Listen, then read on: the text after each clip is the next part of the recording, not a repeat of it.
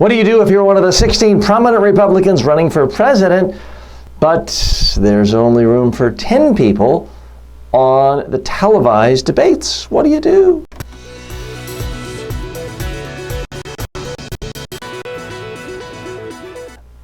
I would not want to be a Republican candidate for president these days. It is a brutal, brutal situation. The TV networks, Fox, CNN, have announced they're going to let 10 people on the stage for the first presidential debates coming up in the Republican primary. There are 16 major candidates. I don't mean just nuts and postmen who threw their name in. I'm talking about governors, sitting governors, former governors, United States senators, current and former, prominent candidates. And the only one getting any media attention these days is Donald Trump. So how do you get to be in the top 10 of the polls? Typically that's a function of media coverage. How do you get media coverage? Well, those of you who have followed me or been in any of my courses, you know that I espouse a theory that there are basically 10 sentence structures that will get you quoted by the news media, whether it's TV, radio, or print. 10 things that are needed in order for a reporter to listen to you and then pull a quote out, put it in a story for you to get attention. You need to use analogies, bold action words, emotions, examples, clichés, humor, pop culture references, rhetorical questions, and attacks. Now, of all of those, one stands out above the others as far as it being really easy to get the media's attention. I'm talking, of course, about attacks. Well, folks, I don't have to tell you that Donald Trump might not be the best businessman in the world. He might not have the best hair in the world. He might not be the #1 rated TV star of all time, even though he's claimed to be the tops in all of those. But there is one thing he is the world's best at, and that is attacking people, just pummeling them in the news media. So he's getting almost all the attention. The other Republican candidates are left to sort of C-SPAN scraps.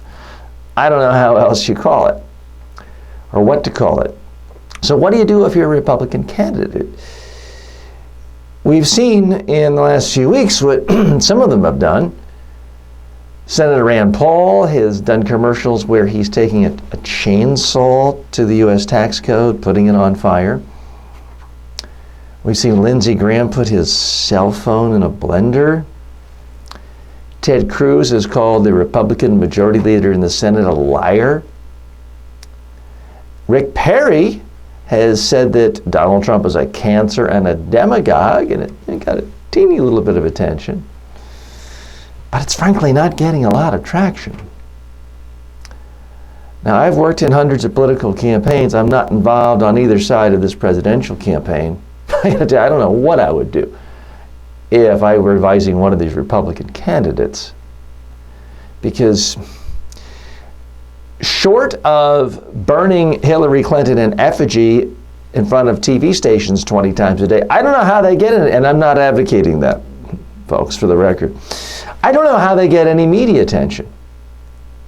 Because Donald Trump is just, and folks, it's not a partisan thing. It's not that the media are giving Trump all this coverage because they hate Republicans and they're trying to hurt the Republican parties. If Trump were running as a Democrat, he would be getting just as much media attention. I promise you. So I don't know what these candidates should be doing to differentiate themselves. It's going to be a tough, tough time for any candidate not named Donald Trump in the short term. By the way, folks, if you are a candidate for office, maybe not for president, but you're trying to figure out how to communicate more effectively, I do have an online course teaching candidates how to package their messages, put together their stump speech, answer questions at candidate forums and interviews, editorial board review meetings, things like that. It's all for political candidates on how to communicate more effectively during the campaign. The course is normally $297. For those of you who are regular viewers of this channel, for the next week, it'll be available for $10. The link is below in the description. So please take a look if you or anyone you know is running for office.